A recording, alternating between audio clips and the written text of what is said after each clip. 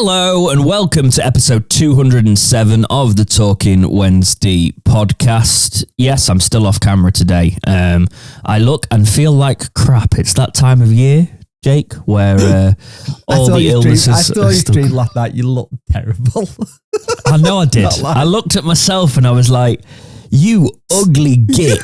Like, because my cheeks are puffy, my eyes are puffy.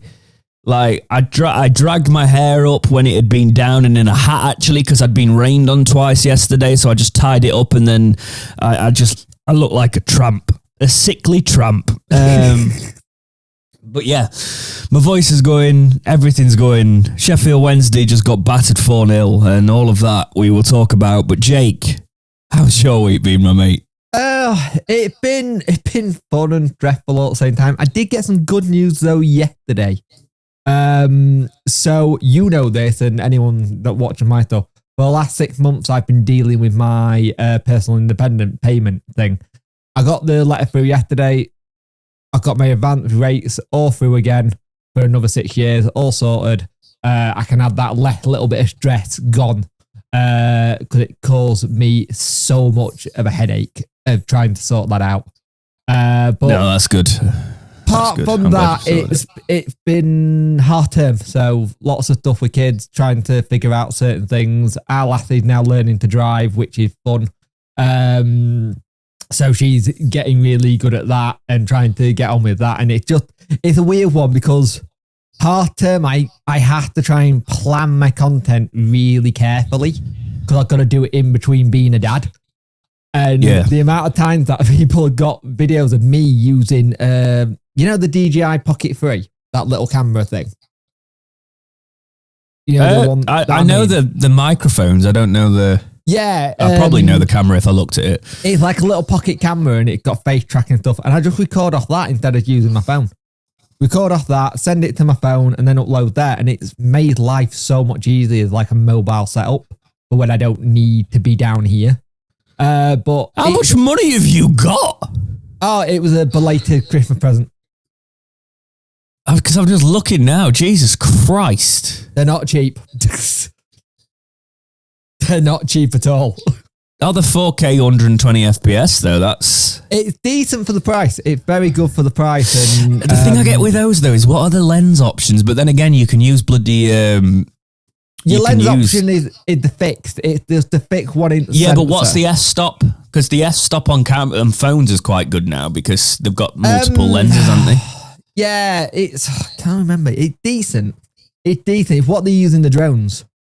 So it's pretty decent. I will say this now. I don't recommend DJI mics. Consider I've got the other stuff I've got. I don't like the sounds of them. They work well if you don't know what you used before, but because I use so many other different mics,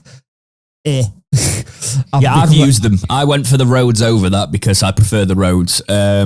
But it's a case of I have used them for an event before. I got asked to do an event, and I had some of the DJI mics, and they're good for what they are. Yeah. But I do think the quality is slightly better on the Rhodes, and because they're of similar price, just get the Rhodes. Yeah, I mean they're not actually. They're a lot cheaper, I think. I say that because they go on sale quite a bit. The thing is with the Rode though, if you go for the top ones, like you can get the entire kit with like lav mics and stuff. And if you're having I love that. I must say the Rode lav mics are interesting. They're not the best. No, because I use the lav mics a fair bit, and the lav mics are better in treated spaces. I will say, if I was doing I know people will use them for documentary works, but the lav section of those isn't great, but they're good. They're just not top standard. But again, you need to know how to with any lav mic. You need to know how to edit. I think you need to know. I think any kind of content you need to learn a little bit of editing. Like anyone can pick up a camera and do a video and put it on YouTube, but it's adding a little bit extra and what you can do. And the thing is, I've been doing this way too long now, but each year I have somewhere I want to improve upon. Each year there's somewhere in my content I want to improve or something to help me improve it. And I'm at that point where I think the next thing that we're doing in terms of improving on a visual in here, we're probably going to be staying in the wood. All right. Making it a bit darker. Just make it a little bit darker on the wood side, just to make it a little bit more, I don't know, like that cigar room kind of vibe. Yeah, no, I love cigar rooms. Yeah, it could have that kind of vibe to it. So that's something that's going to get done in the summer when we can just open all the doors up and stuff and just let it breathe so I don't die of toxic smells from the stain. But apart from that, it's been a good week. Just it's a shame my little one's now ill, and the youngest one is he can run. Dex, he can run, and it's terrifying. You did this. I know I did this. It's terrifying because he runs with a laugh. He's got like an evil little mini-me laugh when he runs. It's hilarious. Well, that's the thing. You got a little lad now who's going to be causing havoc for the next few years. When people say second child is completely different to first, I completely get it now. And your first one was a little terror. She wasn't. She's not as bad as Hunter. Hunter's. You used to moan about her all the time, Jake. Oh no, is this a case of the second child's put it in perspective? Oh yeah. Sarah literally looked at me the other night and said, if he was our first, we wouldn't have had a second. And I was like, okay. He kind of said it all, how everything kind of went a little bit. And it's just been an interesting week. I've got my first farming sim gameplay coming on my channel, which should be today, which should be good. But how's your week been? Apart from tired. I've just been ill, mate. Like I was meant to do some work. I've had like a couple of days where I just couldn't work because I've just like illness has flared everything else up basically. But I did get to a conference on Tuesday before I started to really sort of sink for the rest of the week. I went to the King Power Stadium this week, Jake. What's it like? It's all right, like for the conferences, it's not, I will say I think I know Old Trafford, their conference rooms actually look out over the pitch. Yeah. But it's very much a case of these conference rooms and things like this are just off. They're just like a normal conference room, which is a bit disappointing. Because I feel like if you go into a stadium, you kind of want it to be something football related. Yeah. But yeah, it's all right. Have you never been to King Power? I've been once, but I was heavily intoxicated to remember it. No, yeah, fair enough. Well, it's in terms of the conference side of it, it's just very conferencey. It's not. Yeah. It's nothing. You reckon it's that's not probably like what related. made you more ill? More people around you? Yeah, I think it's more of a case of I didn't really sleep. Yeah, because I had to travel because obviously I live in the northeast now. Yeah. So I had to travel down for the conference. So it was a case of. Will we see you next season, Leicester? Yeah, I know. They are rude. They are rude. But yeah, I walked past the big cutout, the big picture of Vardy they've got on the stadium. Yeah. Were you just admit it? You were going down for Wednesday purposes to try and get Vardy to come for next season, even if he's going to be how old he is, just for one season. Well, I did think that if I did see him, it wouldn't be a case because their training ground's obviously separate. But for whatever reason, if I did, I would shout, "We're all Wednesday, aren't we?" at him. Come on, we can. It was just interesting. Energy. I like going to stadiums for other purposes than football as well. Yeah. But I was hoping it would be a little bit more. I thought we'd have because I know a few of my mates have gone to conferences at Old Trafford and they're all their conference rooms are you looking out over the ground and stuff. And I was like, yeah, I kind of hoped that's what it'd be like, but it wasn't. One of the things when they got ours don't really do that as much. But one of the things when they got in terms of say on the esports side, we are the first UK esports team to have a view that you can see the pitch while you're doing the esports stuff. And I think it's one of those things where I think some clubs don't think of it like it's a commercial space to use, so they just go commercial instead of go, hey, let's just have a look at the pitch, or you can sit here while you have your lunch. It's just something that I don't know, added extra that might be a bit of a pull, if that makes sense. No, yeah, it's I've seen their setup. It looks good. I've not actually been, but it's a case of I'd be interested in going down and seeing the setup in person one day. Yeah, because obviously, given my background, I do find that sort of stuff interesting. But yeah, other than that, mate, yeah, just recovering, playing it. I finished Kingdom Come. What do you think of it? It's fantastic. The ending. I've somehow messed one of the romances up, and I don't know how I've managed it. Because I looked at the guide and I've done all the steps, so I don't know if my game just bugged out or something, which is always annoying when you've got a game like that. Yeah. The actual game is great though. I love the first one. I enjoyed the second one. I'm waiting for the updates. I got the gold edition or whatever it is, so I've got the whole like expansion pass that they're bringing out over the course of the next year. So I will jump back in for the updates. Is that you on to Civ 7 now then? No, I've jumped into Avowed. And a lot of people that I watch were saying that it's sort of disappointing because they expect more from Obsidian in terms of, depth and things like that. I get that. But in terms of just like a gameplay, I'm playing as like a sorcerer and it's fun in that regard. Yeah. I went in kind of like not expecting too much. I wasn't expecting Skyrim. I think a lot of people went into it expecting Skyrim, but I knew what that wasn't going to be the case. So the problem is I am enjoying it. That go into again, those games. I think Baldur's Gate's ruined me because like there's no romance options. There's no depth in that field, but it feels like there should be, because they've literally brought like a camp system in, like Baldur's Gate and stuff, and you can talk to your companions in it and stuff. And I'm like, well, where's the degeneracy video game? No, but it's like, I think when you attach to the worlds, I think with RPGs now, you've kind of got to go down that aspect. You've got to go like, yeah. You have to. It's been set at the gold standard now to go that way. Yeah, but not even that, but like depth of like friendships and stuff like that, and more choice and consequence, not just necessarily getting it on with your companions, but it's like genuinely a case of like... Well, like if you do this, what can happen in this next bit? Or if it giving it could a role-play game for a reason. Make it be that.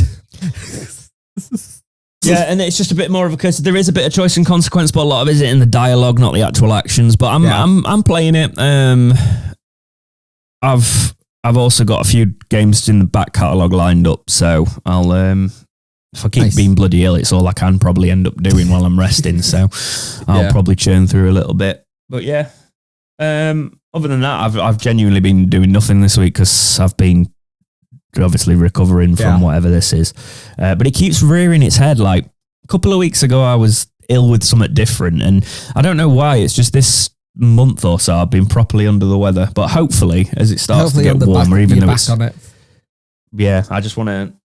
I want summer now, mate. It's such a depressing time, and it is warmer today, so it's still cold up here. Still cold up here. I think what didn't help as well is I went to get my brakes sorted on the car.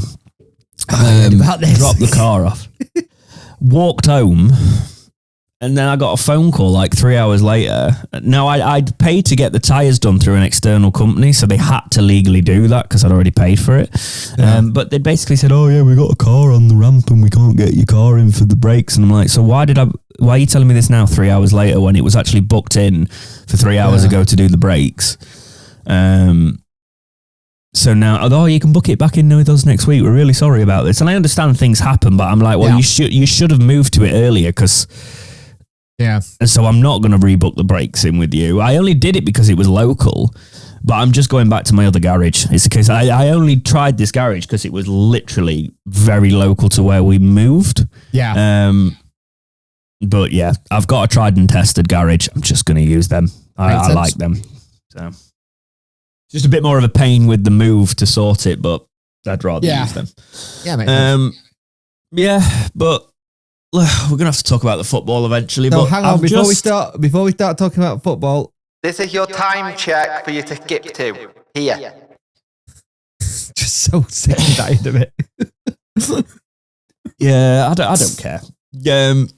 We have people that have watched this podcast for so many years, and they either skip it or they're interested. But I've not got enough of a chip on my shoulders to care, mate. To be honest. Yeah. I'd have thought it'd be funny. But as I was saying about the football, Jake, I thought we'd be mid-table. We're mid-table, and the further we sink into mid-table, it's just going to be a really boring half of the season. It will be a boring half of the season, but considering what we've had last season, I think just having a boring one for one season is probably worth it. Yeah, I'll take it. But it puts us in a weird spot for the podcast because we've never had it. No, we've always had drama. We've always had something happening. So it's a weird one because I'll be honest with you, last night I don't think we were that bad. I thought we were very good.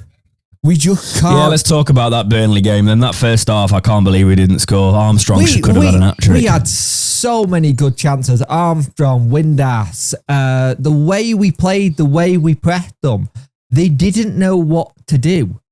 And it was weird because I think we have that in our locker. And it only works well if you start Smith. Because Smith can do that pressing work that makes them kind of make a mistake now and again. And every time we went near Trafford, yes, he's a very good keeper, but I think with his feet, he still needs to work because there's a mistake waiting to happen if he doesn't get it out. Yeah, I thought we'd have got a goal that way, to be honest, because he brings the ball in very close, and Smith was pressing well. But it come back to us not taking our chances. Edwards was just absolutely having a field day down that side. The moment he got Johnson booked, you knew Johnson couldn't do anything. And then the moment then he got Windass booked, we were done. No one could lay a glove on him to try and stop him. And what did you think to Windass's performance last night? It's weird because in everything he said midweek, it's like, oh, we're looking at this. He didn't play like he was looking at a team we were looking at playoffs. He looked a bit off. He just didn't seem. I just think he had a down performance, mate. I think the mentality would be there, but it's just he knows as well. Like some of his touches weren't to his normal standard. Like that ball from Marvin Johnson to find him. Yeah. Like the thing is, what gets me is as much as there's a very high chance Marvin Johnson goes at the end of this window, end of the season. Sorry. Well, he's gone. Yeah. He's got such a pass, it's unreal. He can pick out a player really well. And the thing is that it's weird because what I found in this game is naff defense, naff up front, but our midfield is solid. Like, it's the we played through the midfield a lot, and I just like the Armstrong seems to be finding his feet a little bit more. Yeah. Seemed to do quite a lot right. Apart from putting the ball in the back of the net, which has just been our problem in general, man. Yeah. I found it interesting we started with Smith because I stand by what I said last week. Smith is better in this system as an impact player. Yeah. The problem is when you don't have Ugbo firing, who else are you going to put there? Do you put Pato? Do you go to McNeil? Do you know what? I think we've put ourselves in this situation where you have to ride or die with Ugbo starting. Yeah. We don't have anyone else, right? So you have to start, because the way it has been working where we've picked up points, Ugbo starts, runs them ragged, doesn't do much else other than, links up play well, gets in good positions. We know he's not going to score. Maybe hopefully that means Windass might score if Ugbo's in the side, because we might get a goal before he goes off, but let him run them ragged for 60, 65 minutes, then bring Michael Smith on, and then Michael Smith can really capitalise. It's worked for us this season, and because we didn't bring a striker in January, I don't see us starting with Smith as a productive way of... He probably deserves to start, when he wants to start. Look at his record. 8 goals, 5 of them have come off the bench. Yep. And you could argue, he's going to have to score him off the bench because he's been on the bench, etc. Yeah. But when he starts, I think he's always better off the bench. I think he's better when he's got a 2, when it's 2 up top. Yeah. And I want to see us do 2 up top. I want to see us do an Ugbo Smith up top. Just to see what would happen. Like, generally, just to see how it will work. And maybe you bring Pato and McNeil on as your second two if you need to have a thing. Just try that a little bit because we don't play with two up top. We know what our system is. It's a three across the front line, which sometimes works, sometimes doesn't. And the thing is, last night's game, we had that usual Wednesday thing where amazing one half, then a half went to pot. And I don't think we went to pot of much in the second half. It was just, they were so clinical. And they were. We didn't give them much, but they scored with everything we gave them. I will say, apart from their last goal, all their other goals were preventable. And it was just down to making poor mistakes. Not tracking a man, not putting a body on the line. You saw every time we went to have a shot in the first half, there was a man diving or trying to get in front of a ball. We don't have that. We don't have that wanting to stop a goal. Having said that, I thought Owekwe was very good last night. I know he conceded 4, but like in general, like that first half especially, I thought Owekwe was good. He nearly had a couple. He could have had one in the first half, one in the second half. I think the thing is, here's the issue though. Owekwe is that only recognised senior centre back. I don't think I saw some people like having a go at Artby. I don't think Artby did anything wrong. I think it was just the case of I thought very clinical. I said, he's been all right since he come on, and I realised that was an unpopular opinion. Excuse my yawning. I said he's been all right since he came on, and I saw that was an unpopular opinion actually. But I was like, I think his vision's there though as a centre back. He's a forward-thinking centre back, and I don't think. And this is why I'm saying we as Wednesday fans cause our own demise in that regard. Sometimes our young players coming on. And we immediately start going, he's not the answer, etc. I'm like, shut up. Yeah. Like, why do you think our young players very rarely make it through here? It's because you talk crap all the time. Like, Otegbeyo should be, in this situation where we've got injuries, he probably should be starting with Owekwe because he is a recognised centre-back. I think the other thing you've got is, I think there's that level of trust Danny trying to slowly get into him, but that's why he gets the odd sub appearances or comes on at half time. I don't think there was much there. And the thing is, people go, why can't other teams have got this? Other teams have had a solid back line for the entire season. We had not had the same people at the back of our lineup all season. It's been change after change after change due to mini injuries or whatever, or suspensions. We had not had a solid back line all season. And I think that kind of says a lot. And I will say, Beadle, as much as he's going to be a really good keeper, the time where he scared me, like the break he did where he slid in the first half, I like that could have gone anywhere. I'm telling you now, I like Beadle a lot, and I think he was a great idea for us this season to have a full season with us. But if we lose a few more, and it's very obvious there's no chance of playoffs, I think you put Charles in for the rest of the season, because why are we developing a player? This is the thing that I agree that Beadle should be the number one while there's a sniff at something. I think once we know A, we're safe, and B, there's nothing to play for, maybe you start playing around with playing Olaf, playing Charlie, playing these younger players ready for the future, ready to go, so we can see what they're like. Because I thought Sissoko, when he came on, he was okay. He didn't have much. But I don't think he was able to get into the game that much. I thought that. Yeah, I told you, it's interesting. Good, go on. Hasu. I can't say his name. Leo. How to say, or whatever they say it is. That's it. How to say, or how to say. I'm going to put it on the soundboard. He got a pinpoint cross. Jesus Christ. Yeah, he's very vocal as well, which I quite like. Yeah, I think if we can get him up to speed and get going, he could be really crucial for the end of this season.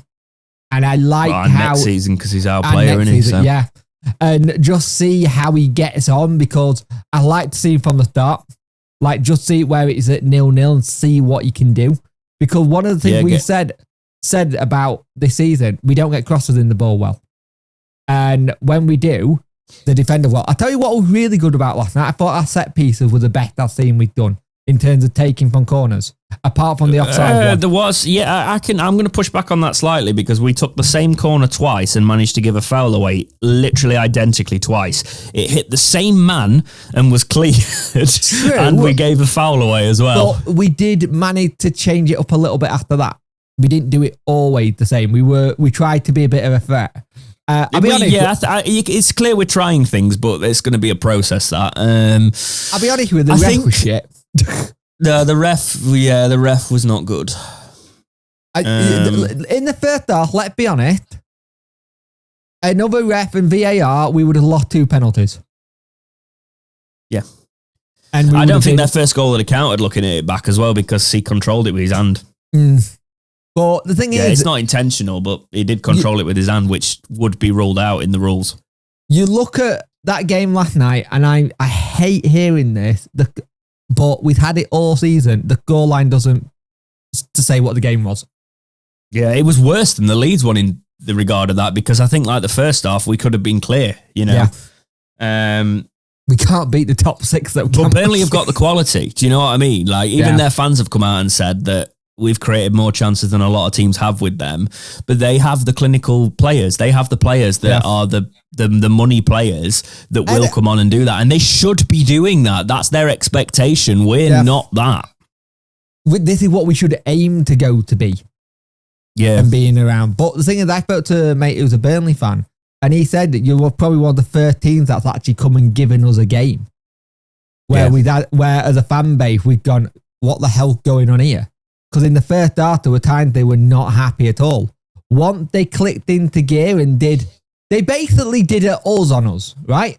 Got to half time, managed to get the goal, and then properly kicked on. We are a team that can only play 45 minutes. We either do really well one and nasty second, or it's really bad first half, and then we get into it in the second half.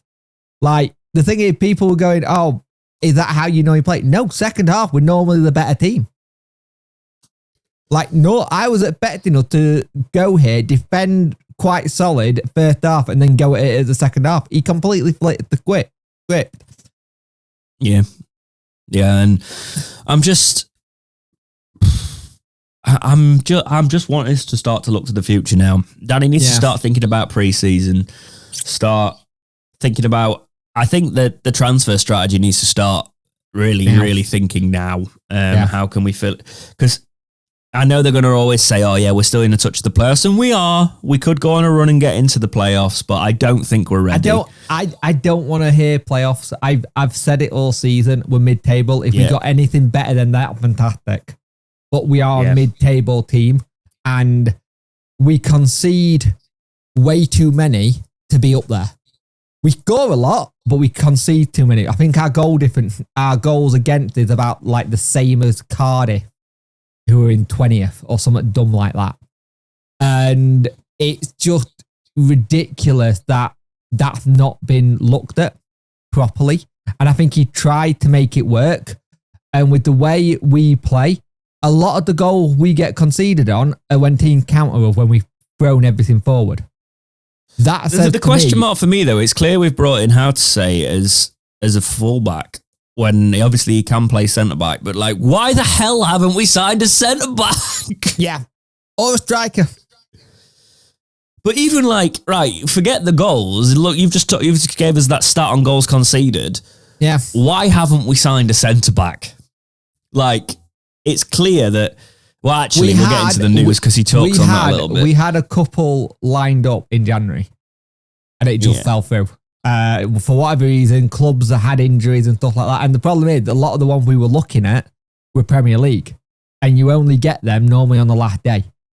The thing is, there are plenty of centre-backs we could look at who were free agents, and we just didn't. And it's just the whole thing of where you go, is it a money issue? Is it see what happens next? Because like, there's a lot of good free agent centre-backs and defenders out there that we could go for in the summer. But again, if you are going for them, that a lot of them has had a whole season with zero football. Yeah. Okay, let's go into the the review, then I don't really want to go over the stats of the Burnley game. I mean, we should really. It was Burnley ended up with 64% of the possession. Only 7 shots to our 11, but they had 4 shots on target, Jake, and they scored 4 goals. Yeah. Says it all, doesn't it? It does. There's everything you need to know about that game for us. Let's go over the we don't have the championship review, do we? Because they've not played yet. Bristol City beat Middlesbrough 2-1. So more pressure on Michael Carrick. I think he's gone. You know what? Can I also say something? You know what's a crazy stat?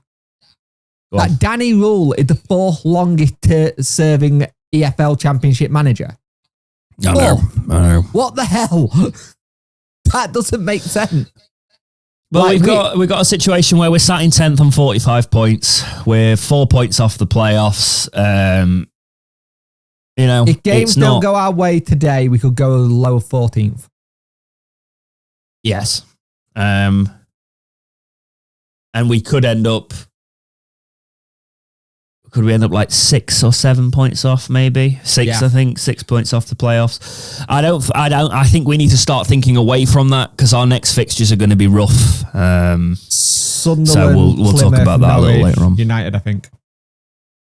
Yeah, and Plymouth are on a resurgence, so they can see now. If you look at where Plymouth are, they're on 29 points. They're only a point from safety, and they can start to try and claw their way out of it. Yeah, and if you look at the last couple of records, lost 1, 1-2, drawn 2. Yeah. Do you see Derby signed Roof? Yeah, I did see that. Oh, I don't know about that one. I'm not sure. I mean, I think it's an all right signing, but I don't know if he's played that much recently. He hasn't played all season. Yeah. So I don't. It's why I kind of do agree with what Danny said, and we'll go on to it. We'll go on to that bit actually. So we're going to talk about. This is from the Yorkshire Post. Sheffield Wednesday's positive injury news making free agent signing less likely.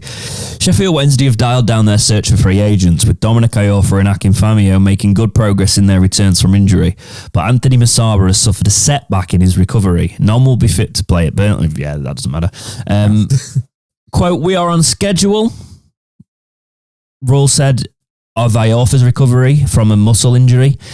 "The only thing is we have to give him 2 more weeks because it's a second injury in the short term. Normally with this injury he can come back earlier, but it was a decision from our side to give him a little bit more time. The good thing is now he trained this week. Next week when we train on a bigger pitch, it's about the acceleration and longer sprints, but it's good to see him. It gives us, for the short term, 1 more option. Akin has had a review from the doctor and we have to wait 16 weeks until he's allowed into training. Maybe 10 days before the international break he can start to train with the team, but this is the best case. You never know how he will react after the first training session with the team, but it's going in the right direction."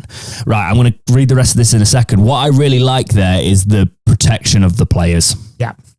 We haven't had that in ages. No, we haven't. And I think that's why we won't have as many recurring injuries when you actually are overly cautious with bringing these players back and not rushing them back. I like that. Yeah. It's also the other thing, you actually look at a lot of our injuries this season, they've been in-game, so you can't do it about it. In the past, they've not been in-game. A lot of them have been like mini training stuff. Like, I think the thing is we are getting better at being able to aid the player's recovery. And even if they get, the problem is I think sometimes we let players dictate to say when they're ready, when we should have gone, no, listen to the doctor. Yeah, and Iorfa coming back will be big for us because he started to play quite well. And the international break will look a very different team past that, you'd think. Yeah. Carrying on with this article, the Owls have 3 spaces left on their list to give them scope to sign a free agent before March 27th deadline. But Iorfa, Famio and Ben Hamer can be added if it looks increasingly likely they decide against it. Okay. "We have a good group together," argued Rull. "In training, we have 23 players plus the goalkeepers. A good group. We challenge each other to start, and compared to last season, it shows how much we've improved. At the moment, there is no more interest. Behind the scenes, the recruitment team is looking, but if we're honest, there's just 3 weeks before the final list is in, and then the season's not over, but it's very close. If you bring in a free agent, it takes time." So yeah, he's down. We're probably not going to bring in a free agent. Those spots will probably go. I don't see the point. Like, because if you were going to bring a free agent in, you would have done it when we brought Hassase in. You would have brought one in then. And then you give them the entire February to train and get ready. Because if you bring them in now, you're probably not going to see them till middle of April. And by that time, season's done. I think it makes sense. If I'm Danny, I'm going to recruitment team going, sod looking at free agents for this season. Start looking at my free agents who are going to be free agents in the summer for next season. Because I said originally we need a refresh, when we need another rebuild. Because there's so many players who are starting to hit that lift where it's time to move on and actually be ruthless and let Danny have a proper clear out. And not just. And I think Misaba will possibly be off at the end of this season. The more I think about it. Do you think don't think we're going to give him a contract? I don't know if Danny's going to want to prioritise elsewhere. Do you know what I mean? Because I'd give him a contract, but I don't know. With bringing in players like Sissoko and the likes, obviously he's not permanent, but maybe he wants more options there. And I think it's interesting because Gassama played on the right last night and he still played very, very well. But obviously he plays on the left usually. But Sissoko's coming in. That is the reason why Olaf hasn't played much. Like Daddy said that Olaf hasn't played much because we're stacked in that position. If you look at our squad as a whole, left-hand side, pretty solid in terms of going forward. It's naff at the back. Marvin Johnson's not a natural left back, and the problem is because of us having no centre backs, Max Lowe has had to play centre back. When Max Lowe went to his natural position last night, he was really good. He looked solid. He got in no position, kicked the ball out. I think he's looked good at centre back, to be fair. Yeah, he has been good. But I think when you see him in his natural position, if you talk about the summer, it was always going to be about Johnson and Max Lowe fighting for that position. But they've both been on this pitch at the same time. It's like, we know where we need to improve in the summer. It's defence and it's up top. Like midfield, to a push, you probably need someone to possibly come in and replace Charles. And maybe now it's time to start definitely looking up who's going to be that person who eventually takes Bannon's role. Maybe it is Armstrong. Armstrong's a short-term option. But we want a long-term one. Yeah. And it's funny because one of ours that could have been that long-term option is probably going to end up in the Prem. He's currently at Lazio. Yeah. Yep. He would have fit Danny's system like a glove. I said it. Go back through the archives. I said it. And he did. He would have fit it like a glove, but he just couldn't get a deal done. The thing is, and in the summer, we 100% need to be quick off the draw. Can't be messing about. The thing is, during the March international break, whoever you're giving contract to, get them done, get them signed, and then get sorted. We don't want to be buggering about with contracts in the summer. Do you know what? I've changed my stance a little bit in terms of the Danny Rule thing. I think no changing of the release clause or whatever it is. Get him said, right, this is how I would attack it. Right, Danny, you've got a contract here. Let's focus on the here and now. Tell me what you need in summer now, and we'll start building. Yeah. And we'll go for it next season. Because I reckon you go for playoffs next season. I do think a few additions to this squad, and then you've got a playoff push. We can start talking about that next season. Yeah. But again, we need someone with the shooting boots. I think what I'll do in the next few weeks and coming months is I'll do my old scouring and I'll have a proper look and see who we could potentially bring in. Because it's a case of, I reckon Cadamartri will be our second striker next season. Yeah, I think that's the case as well. I think Cads I don't think he'll be our top option. I think Cads will be second, but I also think McNeil's going to be the person who starts if Windass doesn't start phasing Windass out in terms of that 10 role. Yeah, let's talk about Windass then. So this is from the start. Sheffield Wednesday have held talks over Josh Windass contract possibility. Extension causes complicated. Sheffield Wednesday top scorer Josh Windass has spoken about his future at the club and revealed preliminary discussions have taken place with regard to a possible new contract. The attacker into his sixth season with the Owls and at the turn of the year became only the third player to reach 50 goals for the club this century, 10 of which have come in an eye-catching campaign this time out. Windass signed a new deal to stay on with Wednesday over the summer, which was revealed to the Star to be a 1-year deal with an extension option, but the terms of the extension are not as cut and dried as it would be assumed, Windass suggested, with discussions having been held over the potential of a new deal. Quote, I think they've been negotiating with my agent since November, to be honest, he told the Star. Quote, I don't know what's going to happen. The option in my contract, I think, is still more or less up to me whether I stay or not. These options and stuff aren't maybe what people think, so you've got to do what's best for you, and the club aren't just going to keep somebody on who doesn't want to be here. It is what it is. We've just got to get as many points as possible, possibly to get in as we possibly can to get in the playoffs. I'll be doing my bit to make sure that's possible. As for clarity over whether discussions had been between Wednesday and his representatives were over the contract extension clause or a new contract altogether, Windass said, quote, it's over a new one, but I've not heard anything for a while. I think he might be done. Yeah, but I also thought options, if we got an options, we accept the options, you stay. No, that is how it works. Yeah. So if there is an option, like it being revealed, how does it work out if it's a case of it's up to me? Do you just the only way I would suggest this, and I'm not going to try and, but it could be a case of Josh doesn't want the contract, that he's saying this and he doesn't want the extension. Maybe he wants to just go. Yeah, I reckon that's the case. It's like he got his goal that he wanted, which would get 50 goals. Yeah. And now he's like, right, I want the next challenge. And he has said in interviews in the past he wants to go to the MLS at some point. He said it's a definite. And I actually think in terms of, if I look at like, right, I can't base it off one game.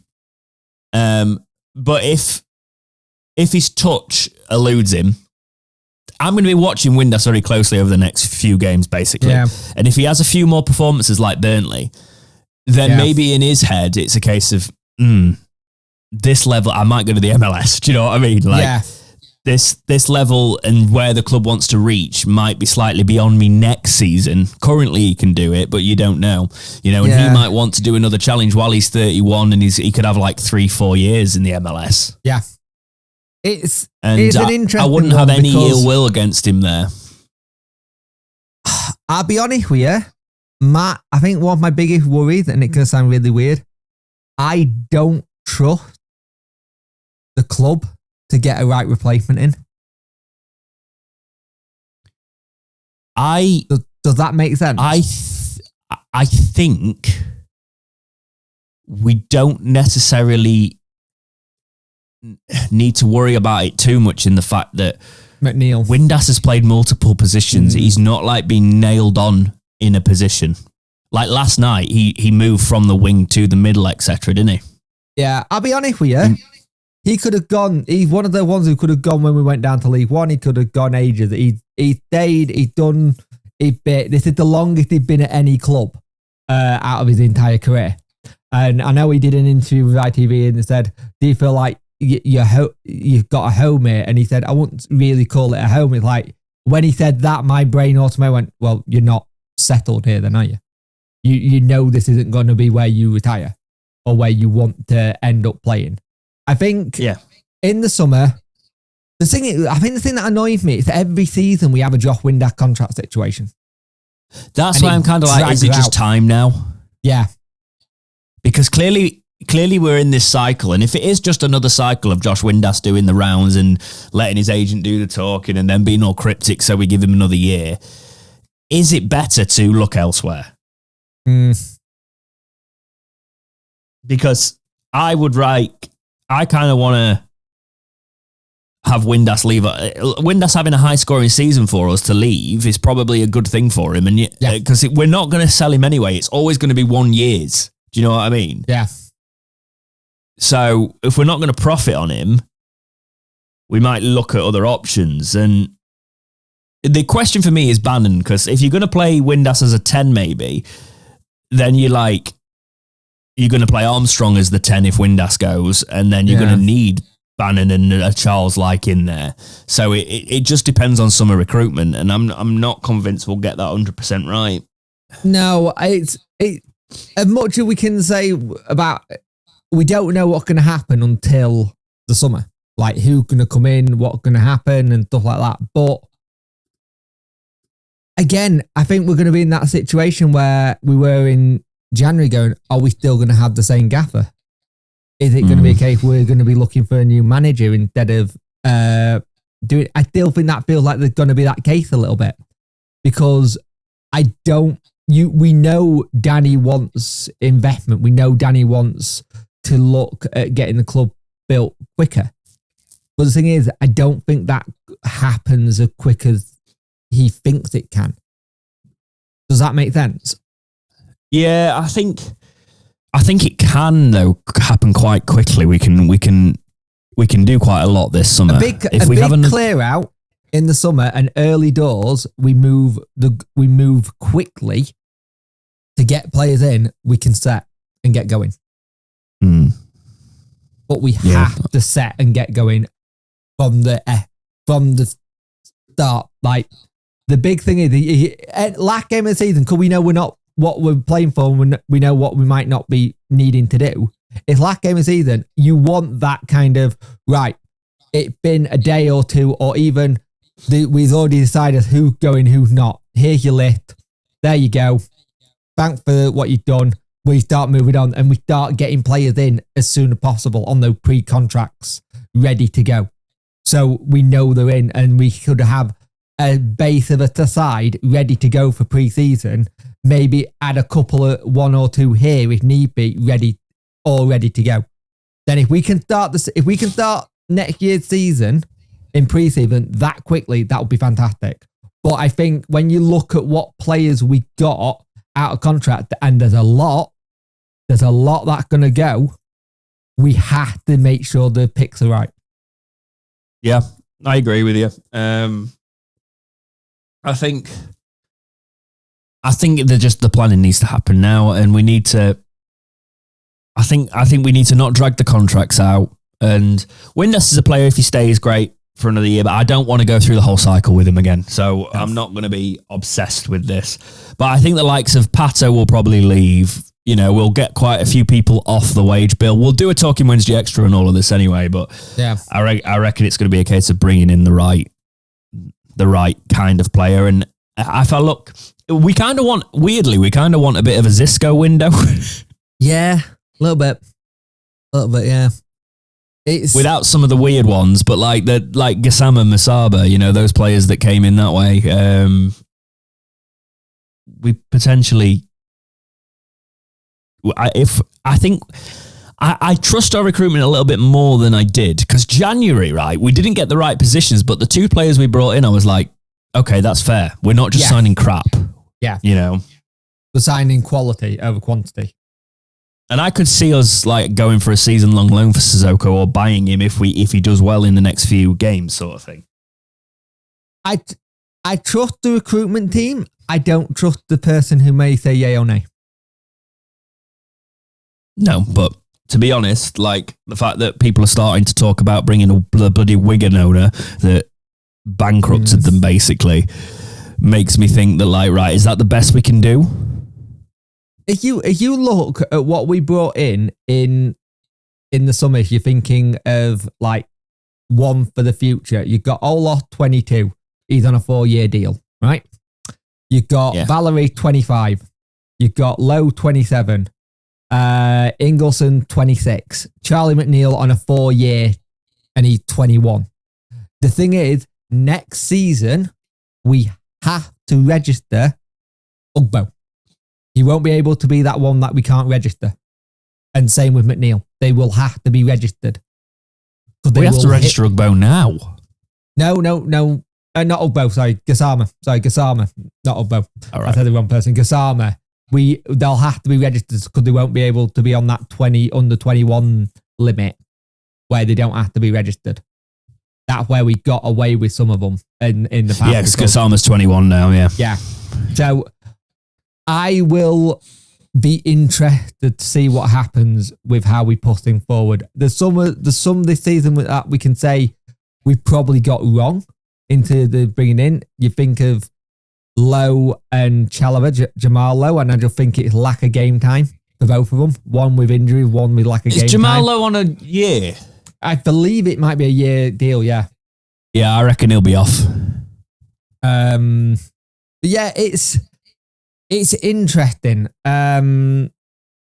We just got to start looking at the ones who are coming forward. And we say about the next person in like Bannon, we've got to remember, we've got a lad in Sean Fuser who looked fantastic when he played. He could come back after his loan and be ready to step up. Rio Shipton could be ready to step up.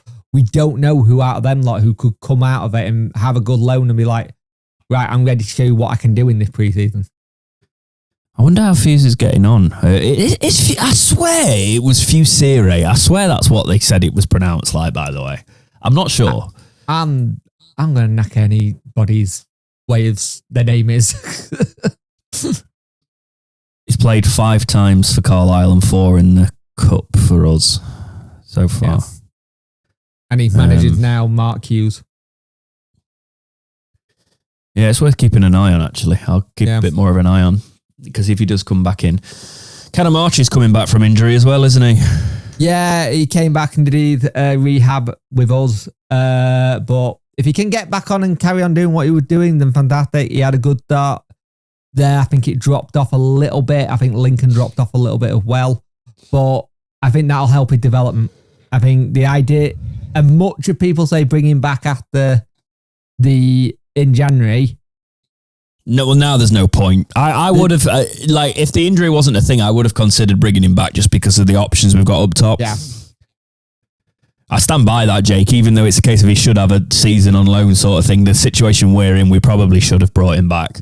We probably should have done, but I do get why we've given him a season-long loan for a reason. Yeah. Yeah, absolutely. I also understand that side of it. He's got 8 goals in 30 total appearances for Lincoln City so far. He's had an injury in that. In terms of League One appearances, he's made 22 and scored 5 goals, and he's still 19. So the thing is, the reason I think he'll be here is we don't need to register him. No, we don't. Good point, yeah. And I think that's why someone like a Charlie McNeil might be the one that goes on loan next season.